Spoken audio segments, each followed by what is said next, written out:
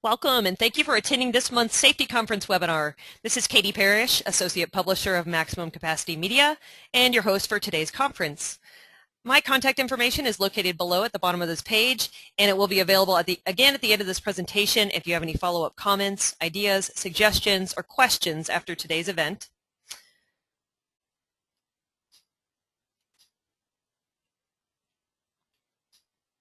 Today's webinar is sponsored by Trojan Battery, the world's leading manufacturer of deep cycle batteries. Trojan batteries are built on its historically proven deep cycle technology that is designed to meet the complex requirements of today's lifting equipment. Their website is located below for you to access any information, resources, product information, or to contact the company. First introduced in 2007, the Safety Conference's objectives are simple. The presentations and information is designed to raise safety awareness in the construction industry, rental market, and industrial plants and facilities. The topics are selected to help provide clarification to these industries. Additionally, the awareness and clarification is brought to the audience in hopes of unifying industry efforts, which ultimately will help save the lives of equipment operators and workers on the ground. Today's presenter is Vicki Hall, Director of Quality and Technical Services for Trojan Battery Company.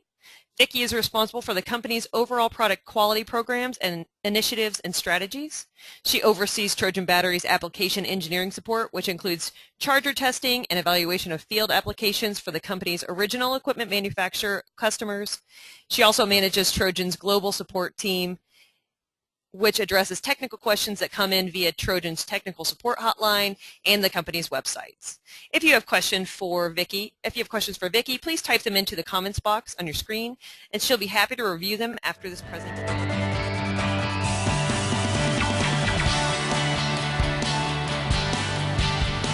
Welcome to Trojan Tips, Trojan Battery's information segments designed to enhance and expand your deep cycle battery knowledge. I'm Vicki Hall, Director of Quality Assurance and Technical Services for Trojan Battery Company, and I'll be your host. Today we will be discussing the importance of measuring the state of charge of your deep cycle flooded battery using voltage and specific gravity. Whenever working around batteries, it's important to ensure you wear proper personal protective equipment, eye protection, and skin protection. All it takes to read the state of charge of your flooded battery is a voltmeter. You make sure that it is set to the proper voltage range for the battery type that you are measuring. This is an 8-volt battery. And all you do is you take the positive probe from the voltmeter, connect it to the positive terminal on the battery. You take the negative probe, which is black, and connect it to the negative terminal on the battery. And you read the voltage, 8.48, which is an acceptable voltage. The next thing that you do to read the state of charge of a battery, of a flooded battery particularly, would be to read the specific gravity. This is a very inexpensive digital hydrometer that you can purchase from a local automotive parts store. What you need to do is gain access to the battery by removing the vent, and always be careful to remove the vent away from your face. It's important when you're reading specific gravity that you temperature correct the value, so you should always have a thermometer. Place the thermometer in a center cell in the battery. Take the hydrometer and insert it into the cell of the battery and siphon out the electrolyte. You want to make sure that the float that's inside of the hydrometer floats freely and is not stuck to the side like this, as it can give you an errant reading. This reading here, once it is stabilized, is 1.285. That is an acceptable value. You then aspirate the electrolyte back into the cell, being careful not to get anything on you. And you would repeat this procedure for the remaining cells in the battery. You would record the values and then also record the temperature because, as I said previously, you do need to temperature correct the specific gravity. In this case, the temperature was 80 degrees, again, which is acceptable, and temperature correcting the values of specific gravity then gives you the best indicator of the state of health of your battery. Whenever you're complete, you always want to make sure that you completely reinsert the vent into the battery. Again, being careful not to get any electrolyte on you. You should have a nice snug fit, making sure all of the vent caps are completely seated. When you're talking about understanding the state of charge of a valve-regulated battery, as we discussed earlier, they're maintenance-free. This is a valve-regulated battery of the AGM type. This does not have any access to read the electrolyte, so you can only understand and measure the state of charge of a valve-regulated battery through measuring the voltage. You do the same technique that you used on the deep cycle flooded battery. You take the positive lead from the voltmeter connected to the positive terminal on the battery, and the black negative lead from the voltmeter on the negative terminal of the battery, and record the voltage. 1265, an acceptable voltage. Correct specific gravity readings for temperature by adding 0.004 for every 10 degrees Fahrenheit above 80 degrees, and subtract 0.004 for every 10 degrees below 80 degrees Fahrenheit. Calculate the average of each of the readings and compare the result with this chart to determine the battery state of charge.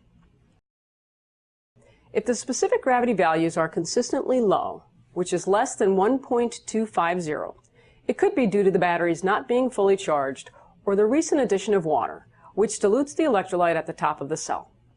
In both of these conditions, the battery should be given a sufficient equalization charge that results in specific gravity readings that are representative of the battery's true state of charge. Regardless of what battery technology you choose for your particular application, always be sure to read the battery manufacturer's user's manual, which should provide important information on installation, maintenance, troubleshooting, and storage. Thank you for joining us today to learn more about deep cycle battery choices. Also be sure to visit Trojan Battery's website to read more about battery technology and other useful battery information.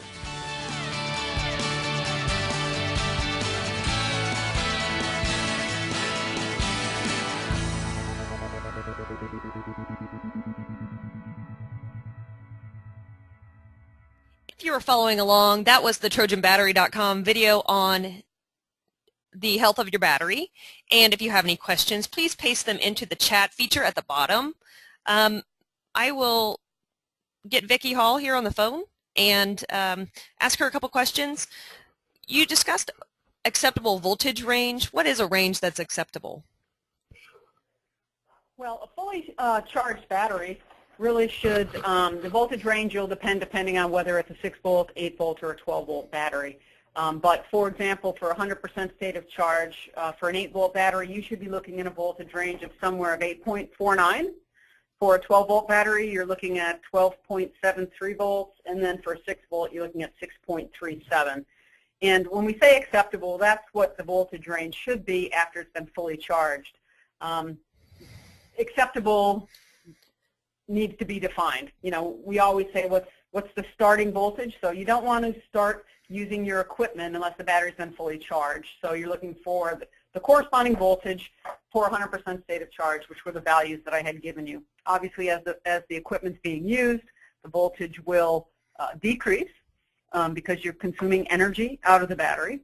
So we also just want to make sure that everyone realizes that you want to minimize low states of charge. And low would be anything, roughly below 70% from a storage perspective or use, because low states of charge equate to low specific gravity inside the battery, which can render the battery to have shortened life.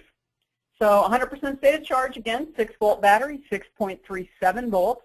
An 8-volt battery would be 8.49 volts, and a 12-volt battery would be 12.73 volts. Okay. Can we talk about some of the different types of batteries for the equipment that would be used in this environment, whether it's for aerial work platforms or rough terrain industrial forklifts? I'm sorry, I missed the very beginning of your question. Sure. What kinds of batteries would be appropriate for the types of lifting equipment that we would be discussing here? Some of our listeners would own either aerial work platforms or industrial forklifts. Sure. Well, ideally, the most efficient battery and the best for the purpose would be a flooded deep cycle battery, which is the only battery that Trojan Battery manufactures. And the reason I say a flooded deep cycle battery is they are truly deep cycle designed for the application. In the applications that we're talking about for aerial work platforms and such, the batteries are basically what's giving energy to, which is different than, say, your automotive battery that's just to crank it. So you want a deep cycle battery but you also want a battery that has an adequate amount of capacity for the duty cycle you have. So the flooded batteries versus what we call a valve-regulated lead-acid battery, which are maintenance-free, they have less capacity as compared to the flooded lead-acid. So for this market, the flooded lead-acid is really the preferred battery. Okay. You went over some testing tools for batteries. Where do you attain these testing tools, and where can they be purchased? Do they come from the manufacturer? Sure, sure. Well, the two things that were shown in the video were a voltmeter, and then the other was a hydrometer. And the voltmeter, you can get those at a Lowe's or a Home Depot, or even an automotive parts store. The important thing about the voltmeter that you choose is the less expensive they are, the less reliable they are. But you can get a voltmeter in less than $100 certainly that is going to be reliable for what you need. The hydrometer, you can get those at any automotive parts stores.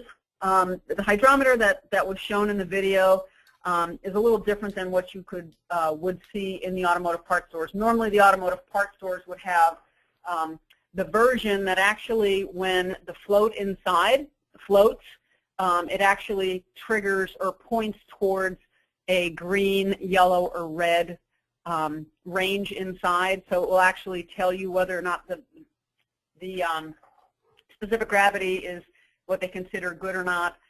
Those are just generic automotive style, but you can get any type of hydrometer. And again, they're running probably $30 or below at any automotive parts stores, Advanced Autos, places such like that. Okay. Why is equalization important?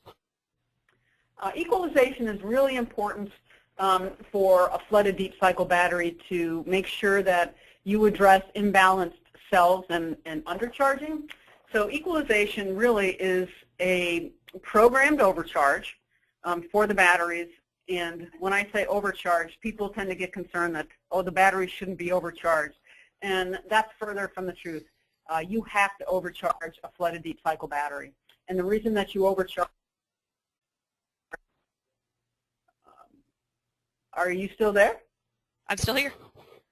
Okay, something came through that said my entry is no longer valid. Sorry. For everyone that's on the line.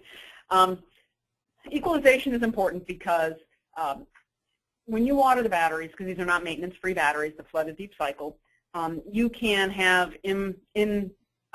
consistent watering. So you can have some cells that have higher specific gravities than the other, or you may not be fully recharging your batteries occasionally. So with the overcharges, it is a controlled overcharge, and the overcharge is required to maintain the state of health. What that really does, that overcharge, is when the battery has had 100% of the energy that has been removed from it returned, that is when the battery begins to gas. And what gassing is really is just the release of the water out of the cells, and that's why you have to add water, and it's not a maintenance-free battery. But what that also does is it mixes the electrolyte when the battery starts to gas. So the sulfuric acid that is inside of each of the cells, if you don't mix that thoroughly, what's going to happen is the denser specific gravity will sink to the bottom of the cell, and you'll actually get concentrated densities that can attack the grids and the plates, which results in reduced performance in life. So equalization is something that Trojan likes to have done approximately every 30 days or so, every 30 charge cycles. And some chargers on the market today actually have that programmed in them, so it's something that just goes on without the customer knowing. It just happens. It monitors every 30 charge cycles, and it does that extra overcharge. And if you don't have chargers that have that programmed, you can replicate an equalization charge basically by ensuring your equipment and your batteries are fully charged, disconnecting the charger, and then replugging it in, and it will run for probably anywhere from an hour to 2 to 3 hours. And again, the battery's at a full state of charge. It doesn't need the energy, so all you're going to do is go into hydrolysis, which is the gassing, and the mixing of the electrolyte. Okay, great. Another question is, are there different regulations between checking electrolyte level and adding? If so, where can I find that information? Okay. Well, the important thing about a deep cycle flooded battery is that it has a certain amount of electrolyte, and what happens when, as I was just explaining with charging, you gas and you lose water. When you lose the water, the electrolyte level inside the cells drops. And when you lose the water, again, it also concentrates the electrolytes. So the density is very dense. So what you want to do at that point is never let your plates that are inside of your cell get exposed to the air. And inside of Trojan's batteries, there is a vent well. So when you go to water your battery, basically what you want to do is you always add water. When the battery is fully charged, you never water a battery that is discharged. You water the battery up to the bottom of the vent well, roughly 1/8 of an inch below the bottom of the vent well. And this is where the industry has started to see a change in watering practices, because it's difficult to get very consistent electrolyte levels when you're watering manually. So there are what's called single-point watering systems that have come into the market, and basically it takes the place of the manual filling, and they actually remove the vents that are on the batteries, and you put the single-point watering system on, and it is a quick, clean, and easy way to water the batteries, and there's valves inside each cell that shut off to a predetermined level so you never overwater your batteries. Trojan saw this as being very important in the life of the batteries because lots of batteries are not properly maintained. And so we've developed our own system called Hydrometer. And on our website, if you have any questions, there is a link on there that you can see what the Hydrometer single-point watering system is all about. But watering the battery is one of the two most important things that you need to do. And a lot of people don't know when you water the battery. And the proper answer to that is it will depend on your duty cycle or your use. So when you get a new set of batteries, we recommend that once a week you open the batteries and you just inspect the electrolyte level. And again, you don't want it to go to where the plates are exposed. And then if you don't need to water every week, we at least require or recommend that you water your batteries at least every 3 to 4 weeks. Okay, great. Are there any onboard continuous monitoring systems available for mobile equipment? Onboard for the battery or for the equipment that senses battery monitoring? I'm guessing onboard diagnostics. Is that right, Harlan?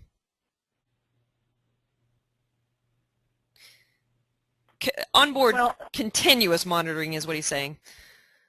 Well, every piece of equipment is a little different, and the equipment should have monitoring of the battery set, because there should be low voltage disconnects that are programmed into the equipment, because the last thing that you want to do is run your equipment until it completely stops because you've discharged at 100%, and that's really the worst thing you can do to the battery. You want to limit your depth of discharge to no more than 80% is our recommendation, and typically staying in the 30 to 50% range will extend your life, because battery life is proportional to depth of discharge. The deeper you cycle your batteries, the less life you'll get. So battery monitoring from the standpoint of the equipment, there should be something on the equipment that has safeguards, because again, last thing you want is you're in the middle of using the equipment and someone's stuck up on a platform somewhere and the batteries are dead. Okay, so that's programmed through each piece of equipment. As far as battery monitoring on the battery itself, there's a lot of development into those types of technologies. Right now, there's nothing that's readily available on the market today. One of the challenges being the environment that the batteries are in, and of course, there's a price to those types of battery monitoring systems, but right now, from a deep cycle perspective, there's nothing that's in use today. Okay, I know this was in your video, but for those who weren't able to see it, what type of PPE is required to check the batteries, as well as what's required to fill, like gloves, glasses, things like that? Sure. Well, we all know that batteries have, everyone says there's acid in the battery, and there is, and it's sulfuric acid specifically, okay? And sulfuric acid can burn you, especially if you get into mucous membranes like your mouth and your eyes. And so whenever you work around a battery, you should always protect yourself with, at minimum, eye protection, sometimes face protection if you'd like, but rubber gloves as well. Getting acid on your hands, it will defat your skin, and then you'll have skin peeling depending on the concentration. It can burn you and can cause blisters, and last but not least, it's going to put holes in your clothes. So that's the important thing before you work on any batteries, to make sure you have eye protection and hand protection. The other thing you want to worry about to make sure you don't short, you want to get rid of any type of rings or any tools that are non-insulated.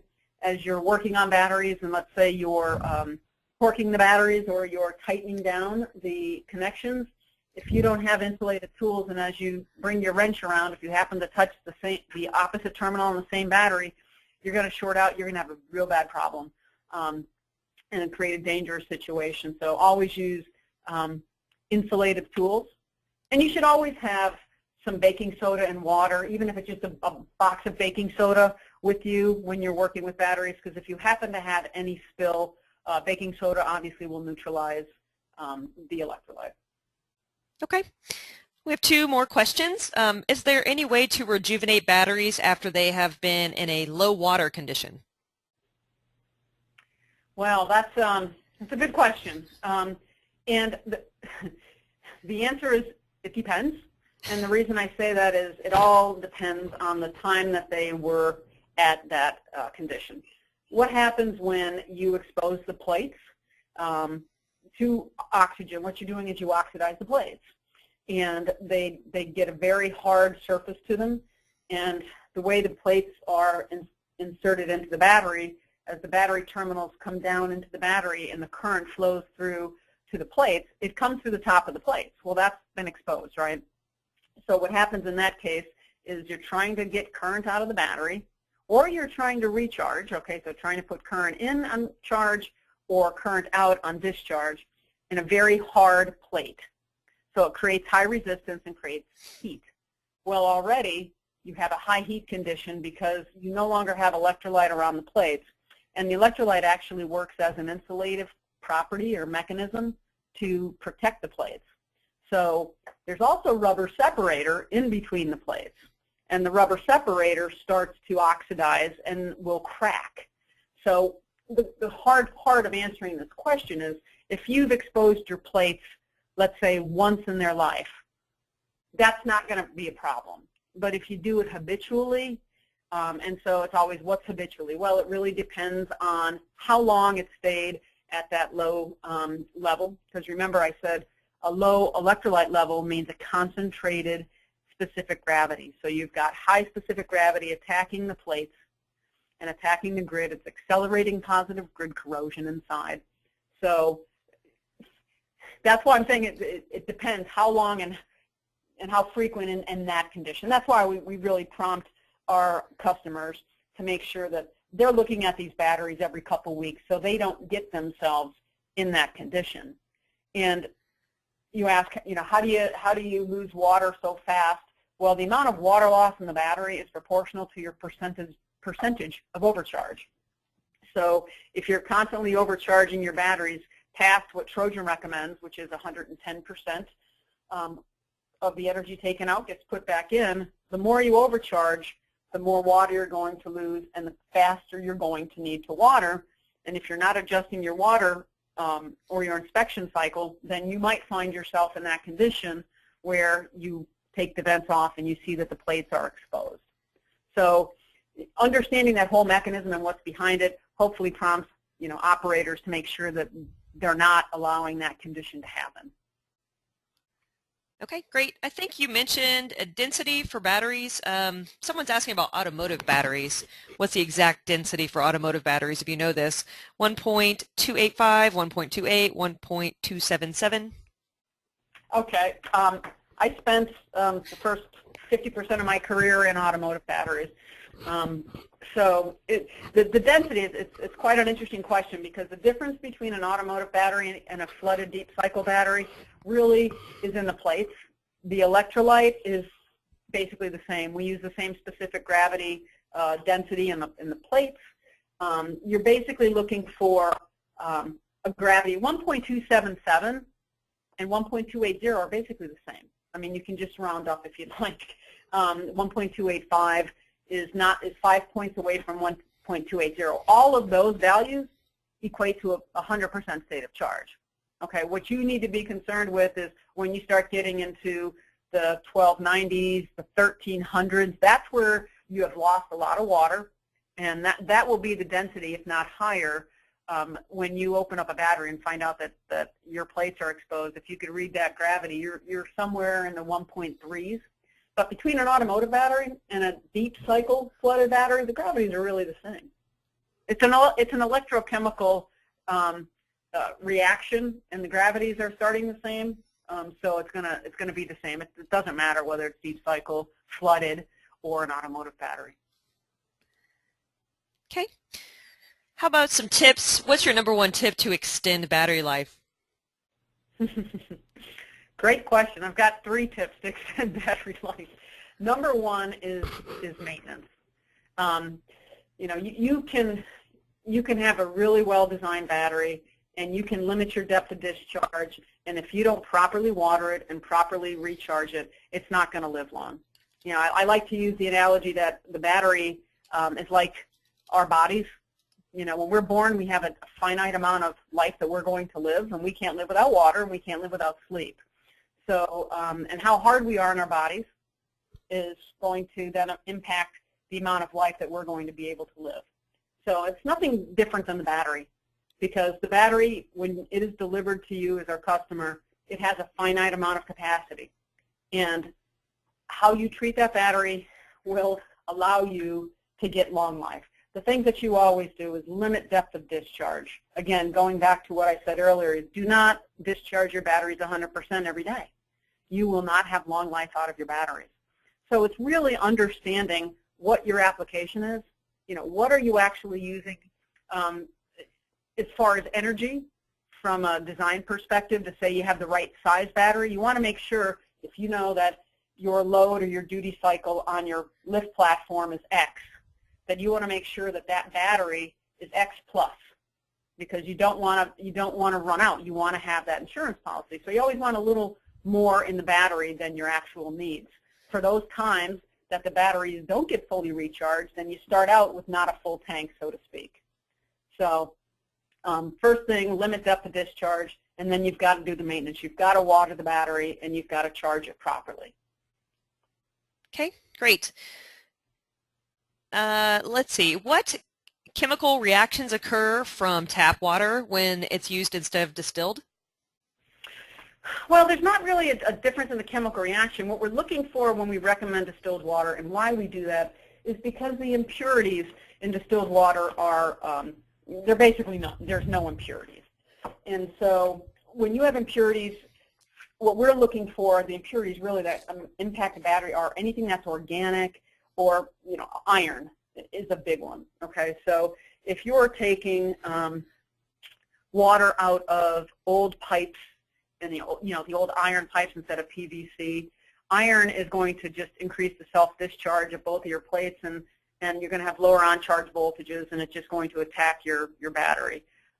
If you have things like that are organic in nature, some people, as an example, from a golf reference, if you will, people started using water from their ponds to water their fleets, thinking they were being smart and saving water and all that. Well, they had runoff from herbicides and pesticides from their golf course, and it killed their entire fleet of batteries because there was organic matter in there. So tap water, if you can drink it, for the most part, that's kind of our guideline, that it's going to be okay. In our user's guide that's on our website, we actually have a listing of the maximum allowable limits for the certain impurities. Again, big one being, you know, iron, copper. You throw a penny in a battery, you're going to have problems. So it's those types of metals and certain levels of calcium that get in the battery, but by and large, if you've been using tap water in your batteries and having, success, the only thing that we would prefer is to distill just takes out that risk of any impurities getting into your system. Okay. There are a couple questions about additives on the market. I know one specifically for aerial work platforms is thermoil. What do those work? Okay. Well, first of all, Trojan Battery does not recommend the use of any additives. In fact, quite honestly, it voids our warranty. And the reason is that, we make a battery that has everything that you need inside of it. And while thermoil, and we've tested everything that's on the market, thermoil pitches that they reduce gassing, and they do, okay, but they don't extend the life of the battery, okay? What we want everyone to understand is that properly maintained batteries, you don't have to worry about, any additive. When a battery starts to fail at end of life, that's where people want to add additives to make it live longer. Okay, well, going back to what I said earlier, it has a defined life. And if it's getting towards end of life, where you have some soft shorts developing, and then during vibration and use in the equipment, they come off, they fall off, and then they develop again, your battery works its way down in capacity. So any type of like a pulse charging, fast charging, those types of equipment and the additives, they may give you a temporary, and I'm talking like very short, temporary increase in capacity, but you still have the underlying problem with what is wrong with the battery. If it's at end of life, it's at end of life, guys. And that's just a fact of life. I mean, the battery will get to a point where the active material has been consumed and it can't give you any more. So it's one of those things that if we thought there was something on the market that worked, and we're trying to have the longest life battery, which we feel we do without additives, we would be pushing an additive and selling an additive or selling a pulse charging system.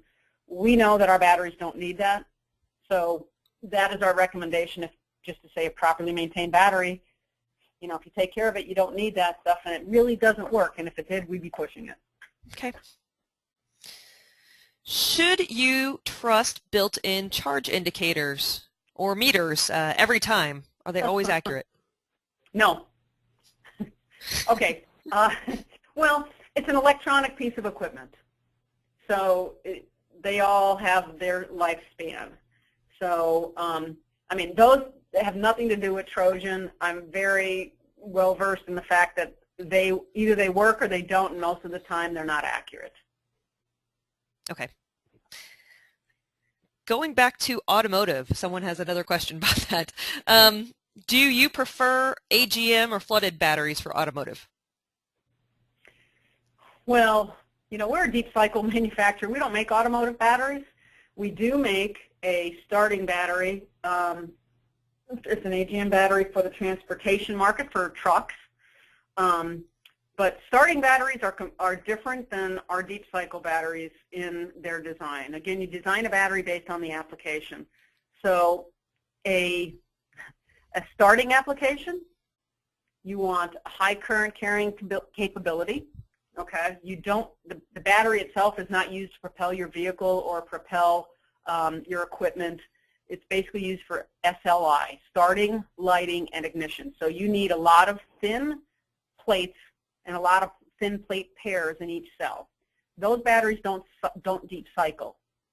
Okay, so our batteries are thick plates because they need to last a long time and they need to be cycled very deeply. So when you come to starting, you can actually put a Trojan battery in a car, automotive, and it'll work, but not for long. And you can put an automotive battery in a lift platform and it'll work, but not for long. They're purposefully designed toward the application. So if you have a starting need and you don't want a flooded battery, a standard, flooded battery that's not deep cycle, AGM is better than the gel for starting because it's got higher initial capacity. But, that's from my past. That's not from my Trojan deep cycle days, okay? But there is a market for valve-regulated batteries, the AGM and the gel types, and in deep cycle. So it really depends, but you have to design the battery for the application. Great. Okay. I think that's all the questions we have for today. If you have any additional questions, please email them to me. I'll put my email up on the screen, and we'll be happy to find out an answer for you. Thanks for your time today, Vicki, and everyone from Trojan. And thank you all today for attending the Safety Conference webinar. I'll put this together as a package and rebroadcast it on our website, liftandaccess.com, or on the Safety Conference website, SAF-T Conference.com. Have a great afternoon, everyone. Thank you very much. Thank you. Bye-bye.